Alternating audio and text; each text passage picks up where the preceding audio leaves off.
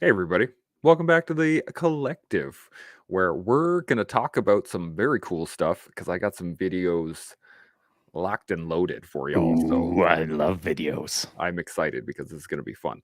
Um, Here's the first question, though, before we get into anything. So we're going to be talking primarily CQB Oh, because those cool. are the videos that I have right now. And we're going to do another one later on with like infantry tactics and Mm, actual movement in the field and that's a that great kind of idea. stuff, which I think is going to be fun. Oh, and we definitely need to get some combat engineer stuff Oh up as yes. well, of course. Oh, don't worry. I will be bringing in some engineer stuff for sure. We'll be talking And, about and you know why? because I'm a combat engineer. That's true. But why do you think I'm interested in that? Because it's something that you have less experience in and would like other people's Right. opinions. And why am I here? Because you have experience that we all can learn from. Sure. And And I'm therefore, here to learn. that's right. So We're here to s- teach and bring the learn. learning, Burls. Bring the learning. Okay, well, before we get into it, do you have any opening thoughts on CQB as a whole? Last time I checked, it stands for close quarter battle.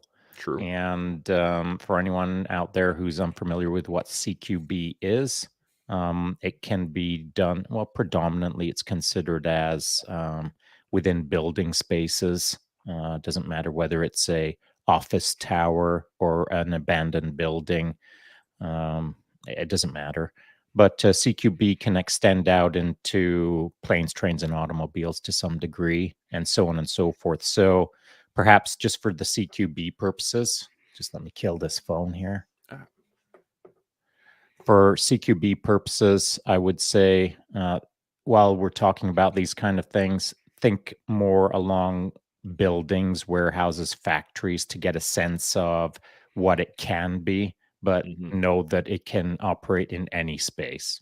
Yeah. And from what I've seen online, which is a good amount, again, I have very little experience in terms of CQB. I have what the military trained me to do, and I have some of my experience in Afghanistan, but that was a lot of open ground.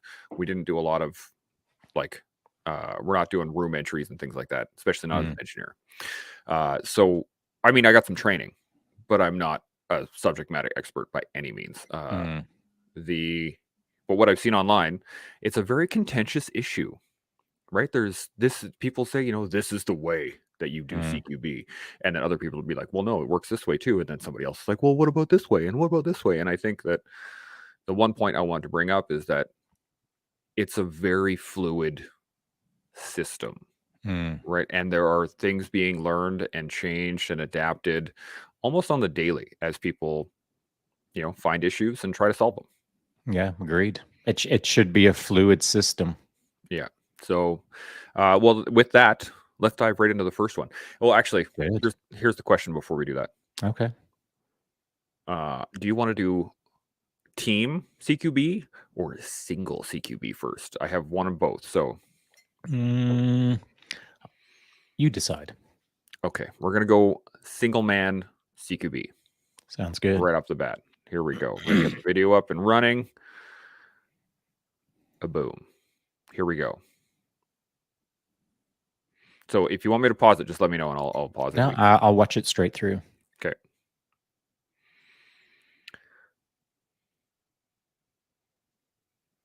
It's pretty cool. I really like the fact that we have like body cameras now, and Mm, you can get this really cool first person view, get a better sense of the movement.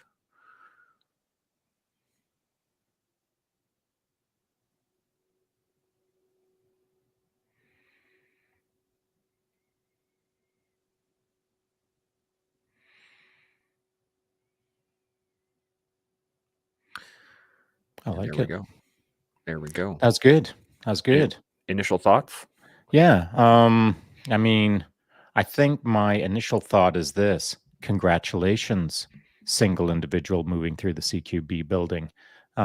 What you're looking at as you watch that video is if we look at that frame that's frozen right now, paused, you can see the general layout of a CQB. This one is, of course, open to the sky, but you can see the walkway along the top. so that instructors or observers, directing staff as an example, could stand up there and perhaps observe. And of course, you can see that it's a solid concrete wall structure, so rounds are hammering into that structure. So it's effectively a 360-degree killing, or sorry, CQB room, and it looks like it would be fun to move through. Now, that's the general layout of it. Um, it was a pretty simple CQB system that the Mhm. individual was facing. There was basic targets. There wasn't any real, as I saw it, discriminatory targets. So Mhm. the individual wasn't having to make shoot, no shoot decisions. There was no real complexity in the room. It's not like there was a bunch of TVs and couches and chairs and Furniture a and stuff, yeah. refrigerator and so on and so forth. It was a very simple movement. It was very easy movement. It was very easy decision making.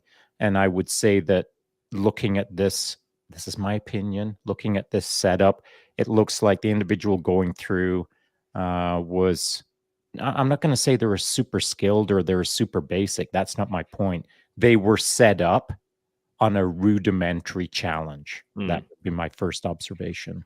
makes sense. Um, what about the one question I had actually while we have this up here? Hmm. I'm gonna let you run through, and then I'll let you answer questions as we go Right, again. right, right. Um, he's in retention for a lot of this, and then Hmm. he punches out to hit targets. But then does that not delay? Because I remember when I went through my training, again, this is very basic training, but we were full extension, ready to shoot through the whole course. Hmm. What you weren't going back into retention, then back out, and then back in, then back out, then back in.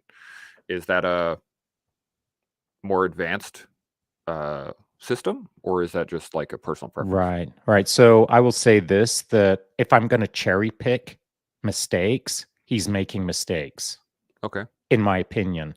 And to your point, how he's retention being that the difference between full extension in a proper full shooting position, fully extended, and we'll call it locked out, ready to shoot, or Hmm. however you want to term it. Yeah. He's moving from that position and he's drawing his weapon back in at different angles. He's not in a ready to shoot position. His retention, he's retaining his weapon closer to his body. And there's ways to do that, and there's times to do that. But as I see it right now, he's he doesn't need to do that, nor should he be doing that, Mm. unless someone has told him on this run, you've got to maximize your efforts to move into a retention position, except for when you're engaging a target. And even then, his retention, as I saw, I was trying to catch his micro adjustment, his angles as he was moving back into a retention position, and his Hmm. angles weren't good. His retention position wasn't precise. It wasn't what I would call ideal if I was cherry picking mistakes, as Yeah. it were. And I think he could clean up his movement patterns for sure. Sure. What are some of the what are some of the issues with one man CQB? I mean, one of the issues that always trip me out in trying to do one man's work is you have no one covering your six. Mhm. So what are some of the other issues in terms of doing single man CQB through houses and doorways and all these things? The one thing that does happen when you're first starting off is, call it tunnel vision, for lack of a better Mm, term. And so, as you get first of all, I can give all the tips and tricks in the world, and until you actually physically go out and do it, it's all just white noise. yeah, I could write a book for someone and hand it to them on how to become the best CQBer in the world. I mean, as a thought experiment, I couldn't yeah, write that book. But sure. what I'm saying is, as a thought experiment, if I wrote that book and gave it to a person and said, read that, at the end of the book, they would be academically better, but physically no better. And Mm, so what you got to do is you've got to go out and experience it. And here's how it works. You can read all the books in the world, But as you're standing on the start line about to enter into your first step of CQB, it doesn't matter what you've read. It matters what you're about to experience. And what you're about to experience is called tunnel vision. Mm-hmm. And so it takes an amount of times until that tunnel vision, that hyper focalized, all you can see is that. As you're moving around, your eyeballs, the two brains on either side of your nose, as you're moving through a space, all you'll see is directly in front of you. And so Yeah. you've got to have your head on a swivel. This is why I'm discussing this, is because you asked, if you're by yourself, you've kind of, who's watching your six? Mm-hmm. Well, you are. Yeah. And that's why your head is on a swivel. And so, of course, with the body camera, we couldn't see the individual's head and how much he was pivoting. But I know he wasn't, based on how I could see the micro movements of his weapon, not synchronized with what would have been happening.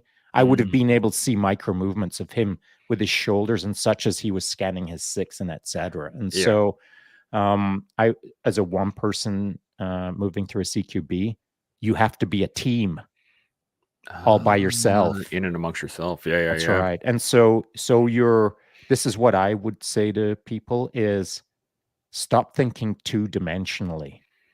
And that's what people do. They Mm-hmm. think like in front of them is a piece of paper on a horizontal. All they see is a two-dimension.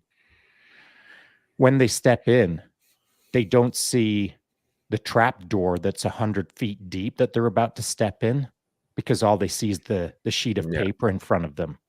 And they don't see someone up in the ceiling rafters, because all they see is the sheet of paper in front of them. They Yeah. don't think three-dimensionally. They Mm-hmm. don't look on a Mm-hmm. three-dimensional basis. And as a one-person CQB, you have to think three-dimensionally. You have to move three-dimensionally. You have to strategically and tactically slice that place up three-dimensionally. Yeah. That makes sense. I mean, again, I don't have a lot of experience, but when we were doing like fibula training, they really hammered on that. It's like, this is a three-dimensional playing field. When we're doing fighting in built-up areas, which is fibula for those that don't know, we were constantly harped on, always up and left and right and down, and you're constantly looking, constantly moving to be able to look at the three-dimensional scape, because it's gonna, if you get into a fight in a built-up area, it's gonna be coming from everywhere. Oh yeah, and you know what, a great way to put that point across, Chance, is just like this. Let's relate it to Brazilian Jiu-Jitsu. Mm, When you're moving through the fibula or fighting in built-up area, typically by built-up area that means an urban setting. hmm And so as you're moving through a city or through a city block or through a town or through a shopping mall, it doesn't matter what it is. Most people, if they haven't been in the game long enough, they might be doing a 360, but it's a 360 on a 180. Yeah. And so all they see is from here forward. That's hmm it. On a 180, they see from the peripheral vision and then everything in front of it, and they consider that to be the 360. Mm, But so there's 360 kind of scanning around and doing that thing and looking up and looking down. There's that 360 using your Mark 1 eyeballs. hmm There's the 360 of the dialing into the moment and feeling what's going on around you, that gut instinct, that sixth sense, if you will. There's that 360. And then there's this 360. And this is another common failure point, is people moving forward through the fibula, and it's the problem in front of them, not the idea that what they've just moved through is now collapsing around them, outflanking them, and now coming up through their rear mm, echelon. And so it's like BJJ, as I was trying to yep. make the comparison. You know, a lot of people think the biggest threat is when someone is facing them, grappling with them on, looking each other in the eye and fighting that fight, as the example, knee on belly or top mount or whatever. When you and I know the actual worst threat is when someone gets on your back. hmm Now you've got freaking big problems. Oh, yeah. If my son Evan gets on my back, I can't even count the ways that I've got problems. Yep. And so that's FIBWA, baby. Yeah. You can fight through the obstacle in front of you, the one that you can see, but the real obstacle is the one that you never relook at again. Yeah. There's this a great lesson. We get taught this on our engineer training. And it's about the story of Ortona. Do you know what happened, the whole Battle of Ortona and how that A went little down? bit, yes. Okay, so in World War II, the Germans had defended the city of Ortona in Italy heavily, and they had laid it out in a very, very effective defensive system that had machine guns, it had obstacles, it laid a single path for the Canadians to assault, and it was really bad. When you take one position, they'd have two or three positions in behind, in deep, Mm. and those would be covering the initial position. So the Germans it was allowing them to continually fall back and re-engage and fall back and re-engage and fall back and Mm. re-engage. And the engineers at the time were one of the first people to figure out the concept of mouse holing, which is where you'd get inside a building Right. and then you'd blow a hole through the wall and then you'd go through the building so you're no longer outside in the streets. And I like to think of that when I'm trying to think of in terms of a three-dimensional battlefield, that it's not just the ground in front of you, that sometimes you have to make ground in front of you. And if this particular path is taken and you can't take that, and that particular path you can't take, and that particular path you can't take, well, make a new one.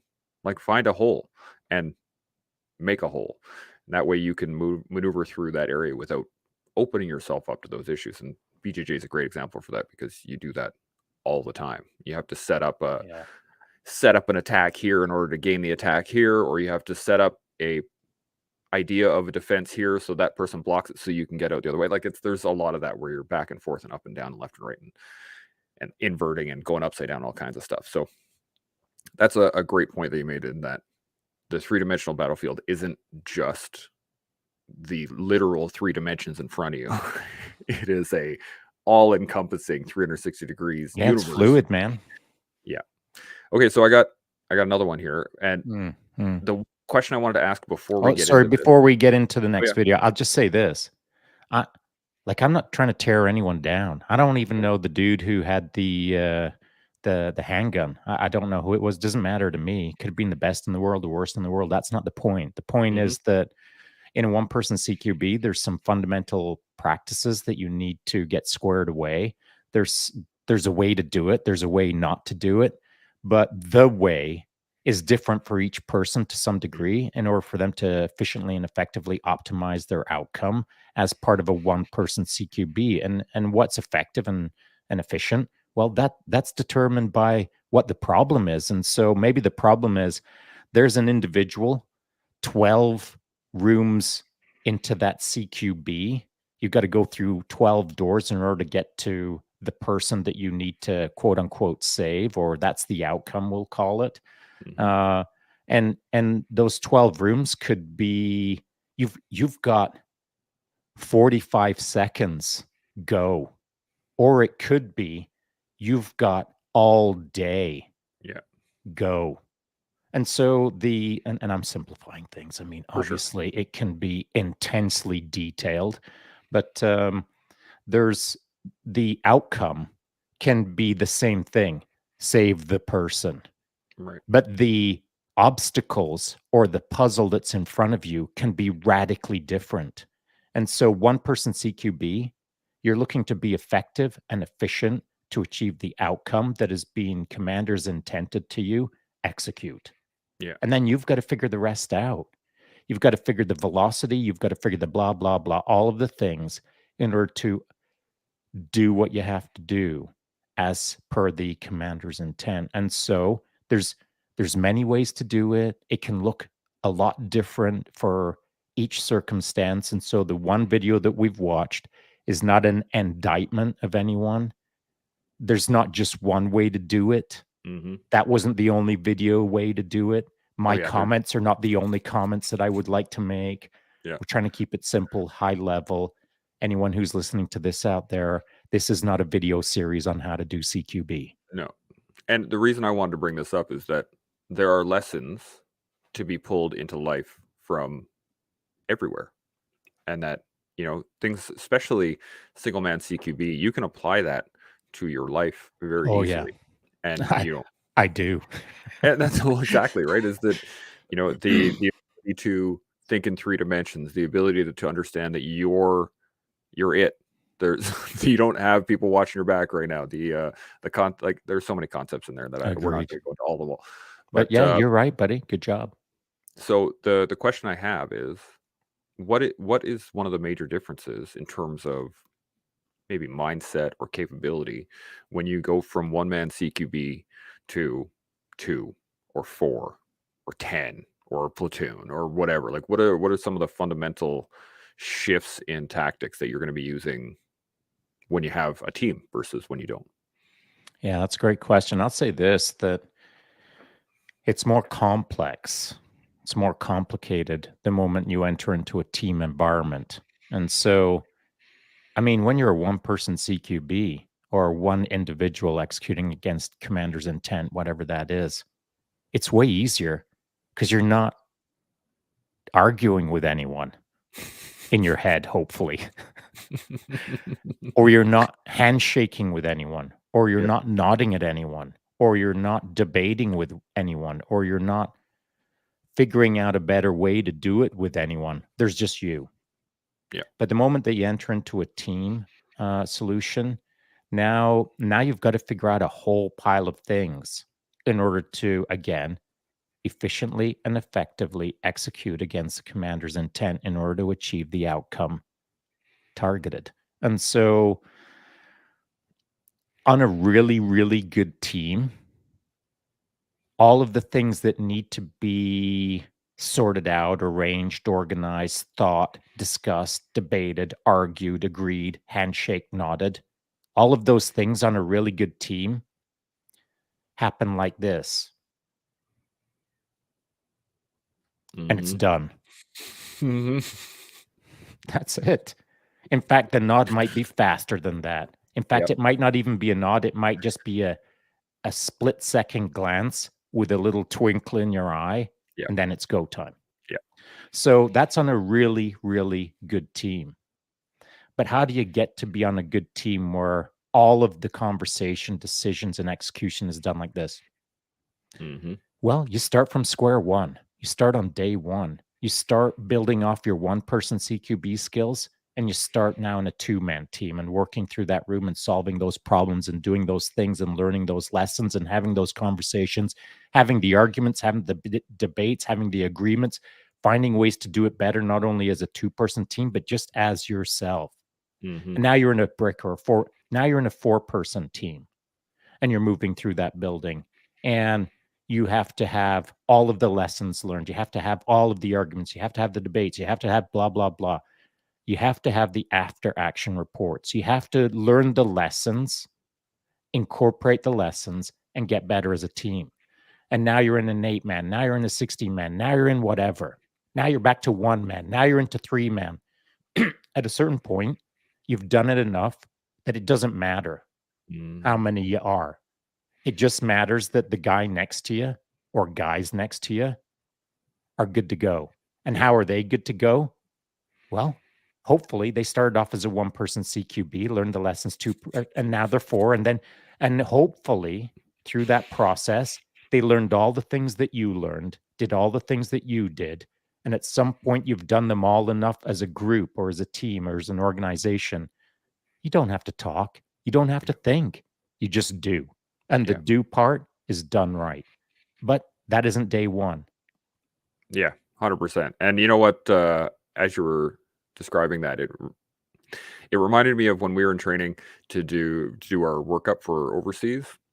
You have to run through all of those steps, physically run through all of those steps. So you have to stand in front of your sergeant, and he's going to run you through the TOATs, right? You're going to run through how to load and unload and do all these things with no ammunition, and then you're going to have to do it with blank ammunition, and then you're going to have to do it on the range with blank ammunition, and then you're going to have to do it with movement on the range with blank ammunition, and then you're gonna have to do it with live, and then you're gonna have to, and then you're gonna work up to 2 people, and then you're gonna do the whole sequence over again, and then That's you're gonna right. work, and you're gonna go up and up and up all the way up to, level 7 battle drills where you have an entire troop of tanks, you have an entire company of infantry, you have an entire troop of engineers, you have aircraft flying over, you have live fire going, labs all over. Like it can get intense, but you don't start there day one. You don't No, take you somebody don't. that walked in on basic training and go, here you go, have fun.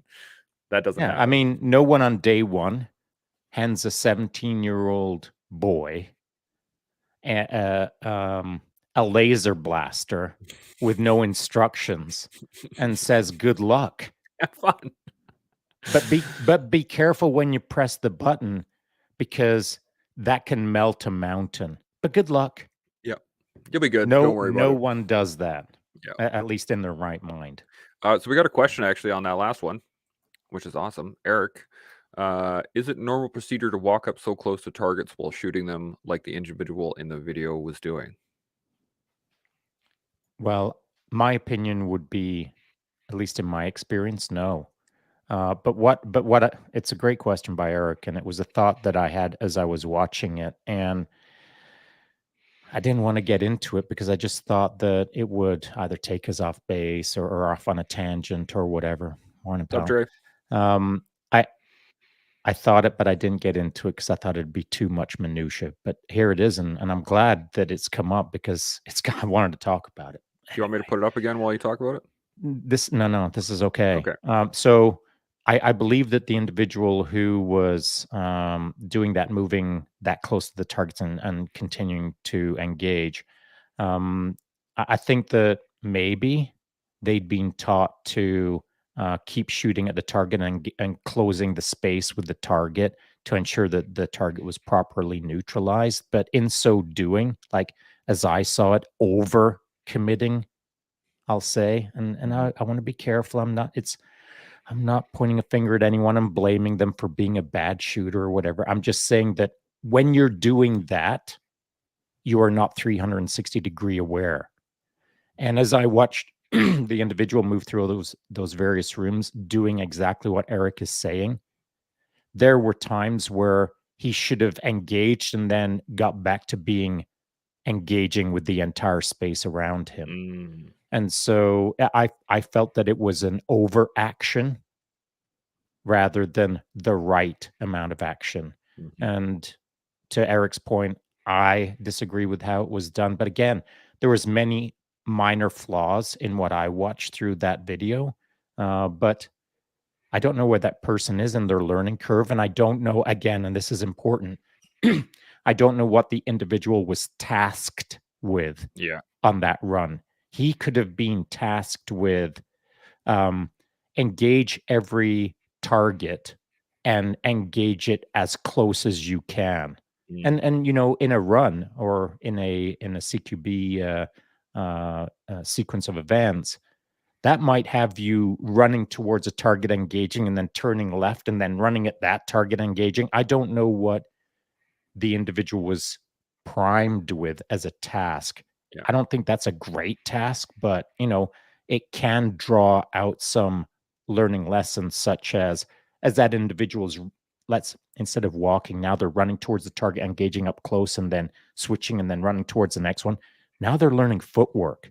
Now they're Mm. learning to blah blah blah, all kinds of things. And Yeah. so I don't really like the way it was done, but it could have been done for a reason. I hope that makes sense. Yeah. Absolutely. I do. I think I probably should have clarified this earlier. Is that in no way are we trying to critique the specific work that's being done. My concept for this conversation is to discuss CQB as a whole and just how that applies and what some of the issues are and how that we can learn from it, et cetera, et cetera. Because CQB is fun to watch and It is. it's cool to do and it's lots of fun when you actually get Yeah. to get into the shoot house and start rolling through rooms and start doing like for me, I got to be the MOE, the method of entry expert, and I Yeah, got to of be that course. guy. It was fun, man. Walk around with a shotgun, like just ready to blast stuff. It's awesome. The but that's the key thing on this is that we're here to learn, not critique, which is I think I just want to make that Agreed. perfectly clear. Um, But yeah, great one. Okay, so we've talked about one-man CQB. Now we're going to talk in a more of a team environment. And the reason, again, I got into this conversation was I showed you this video a while ago, and it had kind of little snippets of tactical movement. Oh, yeah, right. And you'd mentioned, oh, it'd be really great to be able to see a really clean sequence and Yeah, just yeah, yeah. look at it. So I got this video, and I think you're gonna love it because it's Oh, super nice. cool. So Right on. I'm gonna get this set up, and we're gonna do it. Boom. Here we go. So this is a 5-man stack. Mm. And the thing that I really love about this is that Nice tight movement. it's a lot of nonverbal. There's not a lot of extra movement. It's really clean. Oh, it's nice. And yeah, I saw it online and I was like, oh, I got to show Shaun this because Oh, yeah. Oh, that was nice. That hook. yeah, lots of really good movement. And I And love this camera angle. great angle, yeah. Hmm. It's almost like watching a video game. It's nice. Hmm. These guys are moving well. They've obviously worked together tightly in the past. Yeah. Nice. Boom. Yeah, that's So great. yeah, really great movement, very Mhm. clean. Any initial thoughts? I'll run Yeah. it again as you talk, and Yeah, you. yeah, let's run it again. I wanna watch the first lead guy on the left and see how his role switches throughout. So he's on that left corner now, static. He just moved into the room. He just did a 180, and now he's leading again into the room. And so I wanna keep track of him and see how he's rear Right. man Yep. on the stack, And then now he's number 2 going into that right? room. You can see that he's the only one wearing a black, well, he's not the only one wearing a black t-shirt, but he looks like he's large and in Yeah. charge. And now we got 3-man security holding that corner, which is Good. He's nice. And busting then into the other boom, room. that took the lead on that one. Yeah, back it up a sec. Okay. Back it up about 10 seconds and watch him enter that room again and how he didn't scan left. Back it out a bit. Yeah, okay. Back it up one more frame. Yeah, beauty. Okay, here we go. He's going to come up on the left. This is your lead man just by himself on the wall right now. That's right. That's right. And coming in, Yeah. going right. See how he And didn't look left? yep. Back it up again. He lazy looks right. He doesn't look hard left into that deep corner. See that? Yeah. Anyway, I mean, Yeah. I suppose it's not fair of me to armchair quarterback a dude who's probably a Radmaster 9000. Yeah. That's not my point. My point is that watching that lead man from the get-go and swapping his spots through the stack, he's up lead, now he's at the rear, now he's this, now he's that. That's a team that's worked well together in the past and knows how to Mhm. move, probably without saying a word Yeah. and probably without hardly even glancing at each other. They just have expectations of how each man is going to carry himself and move professionally and Yeah. count on the man next to them. So, you know, I kind of cherry picked out how he didn't look deep left into that corner as he entered the door. He looked lazy right. But he may have had some sort of idea in his mind that the guy behind him was so tight to his back that he was going to fish hook left and watch that corner for him. I don't think that was the case, but as a Yeah. team, you can sort of count on those sort of things. Yeah, I think actually if you look at it really quickly here, just a quick little you have his number 2 is gonna come up That's and touch right. him on the shoulder, and That's then he's right. gonna go, but the number 2 man is a bit lazy on He's a the lag. yeah, Yeah, he had a and I mean, I lag. lazy, I mean, just like it takes him a second. This guy comes That's up, he's right. already a That's step right. ahead. Yeah, So I think you're right, is that he was expecting him to be tighter. that's right. And the guy who went in first, who's currently in the room. I, again, I don't want to critique it as if, oh, that was wrong. All I'm saying is, if that was me and I enter that room, my first glance is that hard left into the deep corner. Mhm. I would have fish hooked to the deep left corner because as you're entering, especially on the angle that he's entering, he can already see there from there. He already knows where the corner of the room is. and he Yeah. already has a sense of if there's someone there or Right not, right there. Yeah. there. He knows the layout of the room. So he's already seen that far right corner, but he hasn't seen the far left corner, the deep left. So Yeah. I'm not saying he should have. What I'm saying is I would have hard fish hooked left, scanned that deep left corner, and had my guy, my six, my partner who would tap me Yeah. on the shoulder. He's going to fish hook right into the corner. We're going to move down that parallel wall from each other. Yeah. Actually, there's a great example of that on the previous room as they come across the hallway here. So you have right here this guy stepping across the hallway. He's Hmm. about to enter. He can see left a bit already. Hmm. He's on that angle, so he's going to go to the unknown to the right. Boom. Hmm. But I And will. Do you see any minor error there in that little sequence? Run it again. it doesn't look like the number 2 guy went into the Run it corner. He again. just kind of okay. Run it See if you again. I pick it like it. up. I love hearing it. Run that again. Yeah, it doesn't. He's got his gun is not pointed where his head is pointed. He just kind of lazily went in around the Run corner. it back about 3 seconds before the first guy crosses the threshold and let it run. Okay, here we go.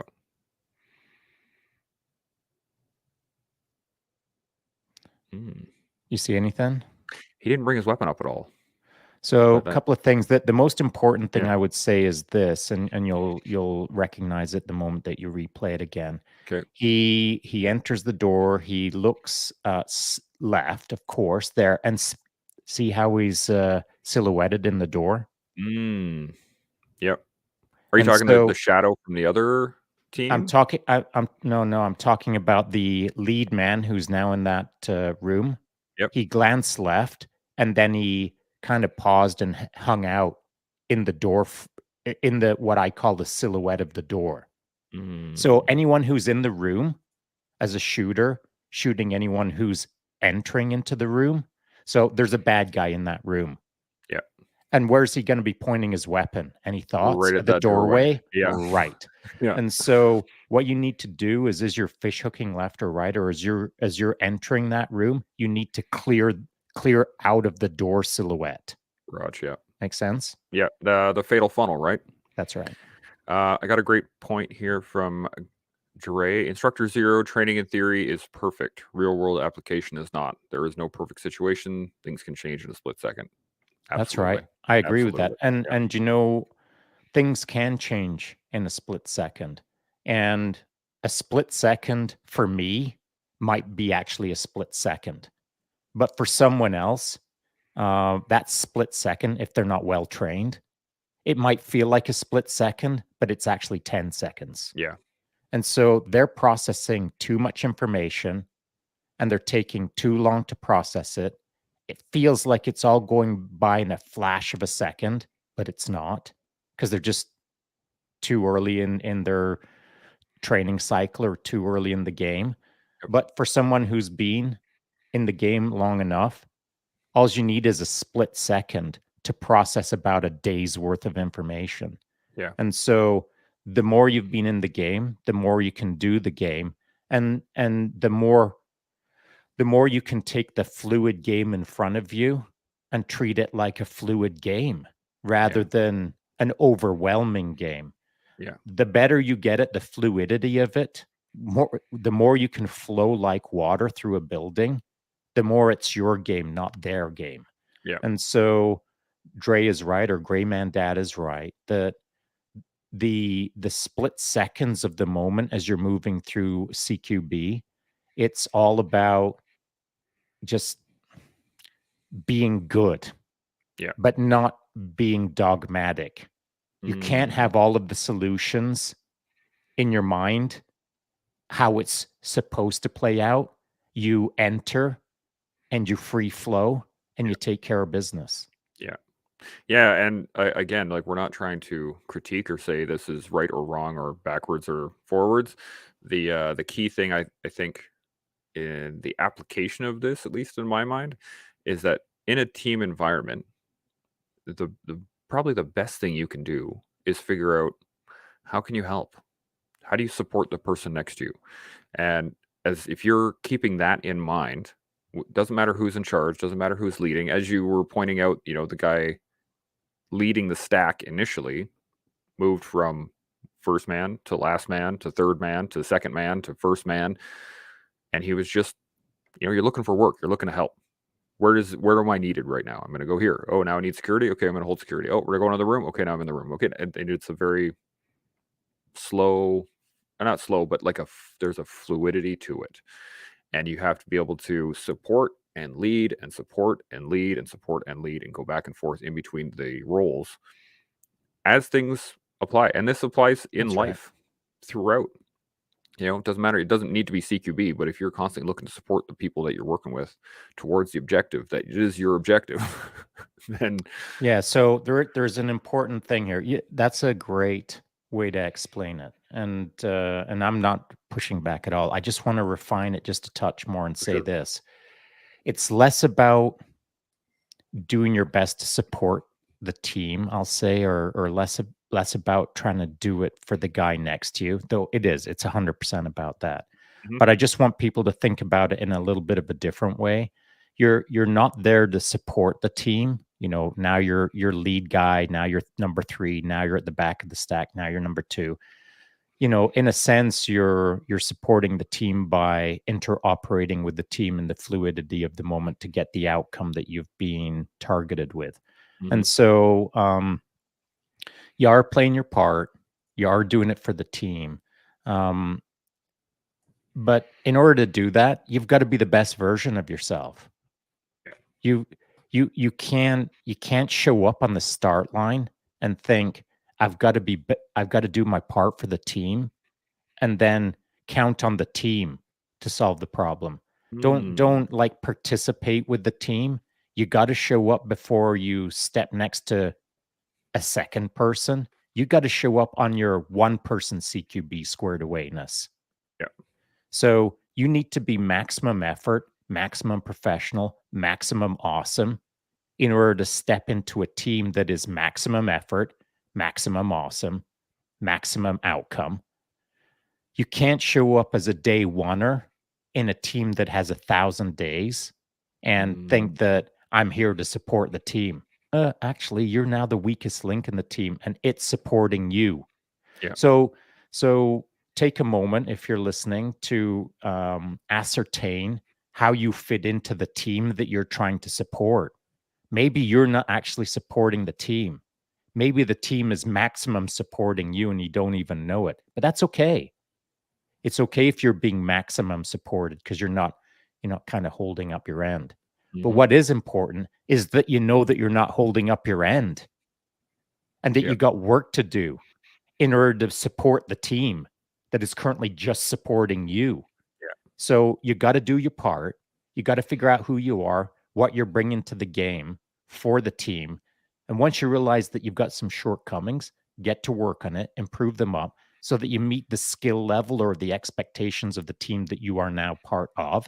And then get after it as not just a supported member of the team, but now you're a supporting member of the team. That's what makes the team strong Yeah. is Mm. eventually each team member figures out their strengths and weaknesses, combines them into an organic, holistic unit that now moves through telepathy Yeah. and transporter beams and magic and makes things happen. But until you get to the Harry Potter tip of the spear, um, your only job is to think like a one person CQB individual so that you can ascertain how to get better at doing that before you go and play with a team. Yeah. Absolutely. I heard this on Instagram. I'm trying to remember the name of it. I think it's We Go Home. Guy named Trong Nguyen, I think. He's a SWAT guy, former Ranger, all that stuff. And his Okay. tagline on everything is be an asset, Yeah, I dig be an that. asset, and just constantly work to be an asset. And there's going to be times, like you said, where you're going to be supported by your team around you. And as you said, that's okay. Understand that that's what's happening, and then look to get better, which is so great. I got Yeah, one another. more one more Okay. thing, Yep. by the way, and this is for I was thinking of Dre, Gray Man Dad, who made the comment. Um, One of the great things about working within a team is, oh my goodness, your accountability just goes Mm. tenfold. And Yep. so I'm thinking of Dre, and he's handy with a weapon. He's into shooting. He's doing all of that thing, and so he's working on his skills. He's being all that he can be, etc. And that's cool. Maybe he thinks that he's maximum effort right now, but he ain't. Mm. Because if you're only working for yourself, if your team exists of just one, all right. So 10 out of 10, round of applause. But that counts for nothing the moment that you enter into a team that has high expectations. Yeah. And so don't just hold yourself accountable to yourself. Hold yourself accountable to the team that you want to be in, not the team that you are in, the Yeah. team of one or the team of two or whatever. Hold yourself accountable to the team that you want to be part of. So I'm not suggesting that anyone should be bummed out that they're just a team of one. And I'm not Mhm. suggesting that you should be bummed out if you're on day 3 of the grassroots team who is still trying to figure out how to tie its boots. Yep. Don't be bummed about that. Be bummed if you don't have higher expectations of yourself to be part of a team that is a bunch of rock stars and you want to be part of it. That's what you got to do. You can't just think of what do I want to be? You got to think about what team do I want to be and then get to work on Mm. that. Yeah. Dre says, no, not at all. I need more training. Yeah, well, so Don't we we all all? do, pal. Yeah, we all need more training, 100%. I got a question from Eric here. Another one, a good one. Another good one. A bit off topic from the discussion, but curious if you ever train single person CQB where you only have a knife but are expecting armed assailants inside. Ooh. That's a great question. I have, but I don't want to talk about a bunch of, we'll say things, but I'll say that I have. And one of the things that going in with a short range weapon like that is, at least when I've done it, it's about now you got to be a ninja, man. Hmm. Now it's stealth, That's and what I if was thinking. if you're you just move differently, you think differently, you act differently, and so when you start considering all of those things, now and maybe it's pitch black in there, maybe you're not on night vision goggles, maybe there's a bunch of obstacles in throughout the whatever, and so it's an entire different approach to how to move, but it's less about um it's less about developing a skill that is so unique and minutia filled that you have to train that all the time in order to become a silent blade carrying ninja assassin. It's not about that per se. It's about developing other skills and attributes through putting someone on task. This is the commander's intent. This is what this run is going to be all about, Hmm. and off you go. And it's now your responsibility to get on task with that. Let's say moving through a building in the pitch black with just a knife in your hand. You're you're learning skills for sure. But what Hmm. you're learning to do, at least for me, in that pitch black, I'm doing this. I'm expanding my sixth sense. It's not just that I'm listening more. It's not that I'm trying to see more in the pitch black. It's not that I'm trying to feel more and move more and etc. I'm just trying to be more. Mm. It teaches you to expand your awareness. And so there's many different ways to craft a scenario that should draw out attributes that someone has never considered before, even at the highest levels, never mind the fundamental levels. Yeah, that's a great point. I've never trained that, so I can't talk. I'm not going to talk about it. But I got another comment. Dre, LOL. My motto is sit down, be humble, and being humble is great. I would challenge you with this: stand and be humble. Don't sit down. Stand. And that what I mean by that is be a part of the conversation. Yeah, hold your Don't space. exactly, and don't just like, okay, tell me what to do. No, be there, be ready for it, and be humble. That's great, but stand, be humble. Yeah, Uh, respectfully hold your space. exactly. That's it. Okay, I got one more thing, and that's actually the blade question. Kind of actually goes into it, which is pretty Oh, I cool. like Actually, that. it was the I perfect like segue when the into this. universe So, works. right. So this came from Instagram at Words of Musashi. I was reading it. I was like, this is so fantastic. A general approach is like shallow water. It does nothing more than obscure your path and make your ankles wet. A specialist approach is like a deep sea. It is a world and a force. It gives life and takes away. The expert knows what must be known and carries no more than what he needs. The amateur doesn't know what he doesn't know and carries things needlessly. Proficiency is not measured by the number of weapons in your possession. Tools are not decorations. A refined skill set makes a light load. Mastery is in simplicity. Do not collect weapons or practice with weapons beyond what is useful. I agree. Got any points on And sure, like as I was reading that, I was thinking like, who is this guy Miyamoto Musashi, and what's that? he Right? all about? What's What's he all he about? know? Maybe a thing or two. This is what I thought. Yeah, I agree, and I can use my life as an example. Like here's what I did. I started simply, I got complex, and then I reverted back to simply again. So it Mm-hmm. looked like this.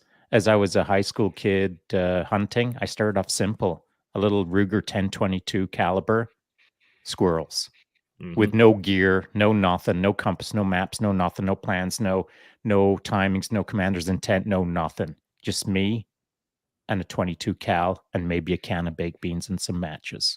That's Mm-hmm. how I started. That's how I learned how to, I suppose, become a sniper to some degree. And then I joined the military and things got more complicated, more complex, more gear, more this, more that, learn this, do that. And I moved up the chain and things got more and more complex and nuanced and the velocity changed and so on and so forth. So I then got to a point where it was um, obviously I wasn't a generalist anymore. I was a specialist where I was in the deep, deep sea and learning how to move through that deep sea. And then learning, I suppose, in the weird analogy of learning to become a shark in the deep sea. And Mm-hmm. then at some point, I stopped thinking about the complexities and the nuance, and I just started existing because at a certain point, I guess I had enough to just feel like I could do. And then at some point, when I left the military, of course, all of those tools and all of those, what was it? The amateur doesn't know what he, and carries things needlessly. I wasn't carrying things anymore. I wasn't collecting weapons and I wasn't, I didn't have a tool belt. I didn't have a weapon belt. I didn't have anything. I had just me. And I didn't feel the need to carry a whole bunch of things on me. There was just me. So I went from simple to complex, back to simple again. And that simple thing looks like this. On any given day, I'm carrying nothing, but I don't need to because everything around me is a weapon because I am. And Mm-hmm. so I think that I am, and therefore I am. And guess what? Oh, what do we have here? Oh, hang on a sec. Now I'm going to stab you in the neck with a pen Mm-hmm. or in your eye, or I'm going to stick it into your wrist as I'm talking to you. Now I've got your attention. And as you look at me, now it's going in your eye, whatever. I don't want to get all crazy, but everything around me is a weapon. I'm drinking out of a glass. It's a weapon. This boom arm is a weapon. Everything is a weapon once you've been a weapon long enough. I know it sounds weird, but my entire world around me, there's weapons everywhere. I don't Oh yeah. even worry about that stuff anymore. So I think that you've kind of got to, you don't have to start simple, go complex, and then go simple again. But at some point, just as this quote states, you've got to think about when you move from amateur to professional, what that not only means to you, but how you define it based on the tools that you need or not. Yeah. I think that the reason I wanted to bring this up was the fact that this whole little list here, it it is training. And I was talking with Dre at one point for his channel, and he asked me a question of, what is he was like, "What is the best equipment? What is the best rifle? What is the best this? What is the best that?" And I said to him flatly, "Training." Because there is a point where it doesn't matter what rifle you have. It doesn't matter Correct. what kind of pistol you have. It doesn't matter what gear you're wearing. If you are a weapon that has been training for years and years and years and years and years and years and years, you're going to be able to utilize the skills on any weapon system versus trying to utilize a weapon system with no skills. Correct. And I think this quote well, this whole sequence, this little page, or I don't know what you would call it, but um, I think that Yeah, I mean, this it was stands out. Mastery is in simplicity. yeah. I live a simple life now in the sense of what it used to be in respect to like at the tip of the spear. My life Mhm. is simple, but the tip of the spear taught me to lead a simple life. So That's a great point. I like that. And it's actually kind of funny too, because I just thought of this, was that as you get better, as you learn more skills, as you add skills onto other skills and you start stacking those all together, it becomes simpler, right? Your concept of the thing becomes simpler because, at least in my mind, when you go back to CQB, right? You learn the skills of one man, then you learn how to add that into two man, and then you had to learn how to add that into four man and five man. And as the level of skills increase, it looks like magic, right? It doesn't look like it's a million things all happening at once, and these guys are doing that, and this guy's doing that, and these things. It's just a it's just ooh, doing what it does. exactly. And so the simplicity of thought in that person that is running in that team is is the mastery, is the simplicity of the thought, because you're not mastered, but you are mastering that skill set. Yeah, That's and my thought. and here's the not ironic, but here's the beautiful part of mastering yourself and then entering into a team environment where mastery is expected. Not only are you being held accountable in that team mastery as you move as that organism throughout that CQB, but you're observing your own mastery and and absorbing through osmosis the team's mastery.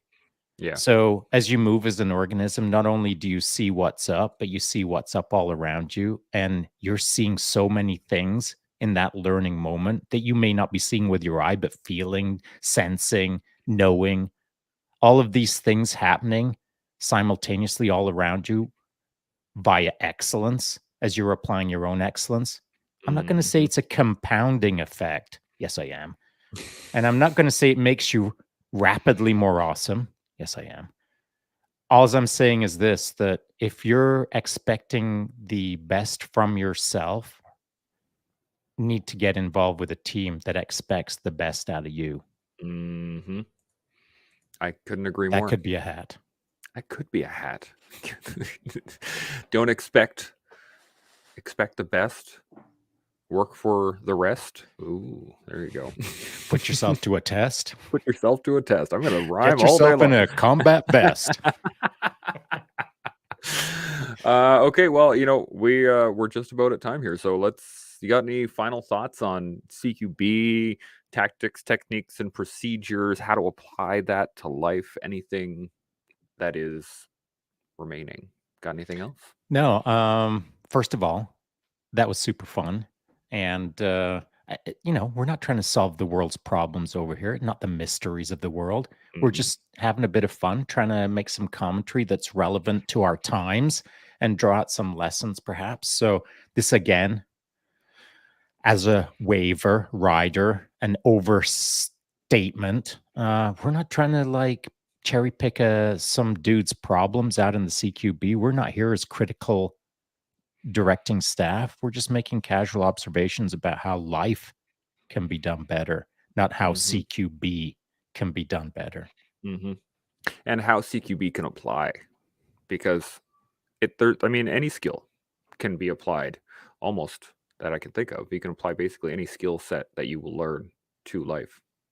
Yeah, funnily enough, this Interesting. morning as I think I shot it your way, um, it was Jocko Underground podcast talking about the Saw that. game, and then and a further one, he's talking about the game within the game. Mhm. And I mean, like, how freaking long have I been saying that? It's ridiculous. Forever. Forever. For as long as I've And known you. right? And how long have I been saying it? For a long, long time. For a lot of people who have known me would say Mhm. you've been saying that for a long, long time. And it's not that I'm smart, and it's not that Jocko's smart. It's just that these are universal truths, man. Once you once you understand what it is that we're all in, and Mhm. you can start playing it well, man, it gets a whole lot easier. So if you haven't Oh, listened to the Jocko Underground podcast, I just listened to it this morning. I wasn't tracking it. I obviously wasn't like jumping into the future in my time machine, knowing that Jocko Underground podcast would talk about the game, and then jumping in my time machine 20 years ago and thinking, I'm going to start talking about the game because at some point Jocko's also going to say it. And I want to ride his coattails. aha! That ain't it. There, myself and a 10,000 other people, I'm sure, we're all thinking the same thing 20 years ago or whatever. Yeah. It's just the game, the path, the way. These are all common terms that we've all heard before. But if you Mhm. don't still have a good sense of it, go listen to the Jocko Underground podcast about the game, which again just dropped recently. Is that the underground one, or is that just the regular I Jocko think podcast? 'Cause I think it was the I don't regular know. one. I thought it was. I listened to it on Spotify this morning. I didn't confirm Mm. whether it was the underground or not. I I should think it w confirm that. the reason I think it was the the regular Jocko podcast because it was like 370, 369, 370 or something was the Mm, episode number. you could be right. Um, You know what Either you way, should do? The Wizard of Oz. yeah, You should put a link up to that Jocko that I that will. that discussion about the game. The I game still within the haven't game. listened to the follow-on one. I'll listen to it later today when I'm Yeah. riding. Perhaps the game within the game. I haven't got that far. I just Mm, breached 300. I've been mm. listening to them sequentially, so I don't wanna, like, leap forward. Well, for everyone else who wants to leap Yeah, forward so and let's learn leap about the forward. game, The it's game not a within the bad game. idea. Get Yeah, in the game. I got a few to go before I get to the game yet. I think it's more just my mindset that I like to keep things linear, but That's I cool. might decide, It's you know your what? game, pal. It is my It's your game. I can game. do what I But here's want the to. thing. You don't have to play it the way you've always played it. That's true. It can change daily, almost like CQB, Almost like CQB. almost like that. And you know what? It also it helps us because the more ways we can actually look at the game, the more views we get on it, the more angles, the more we learn.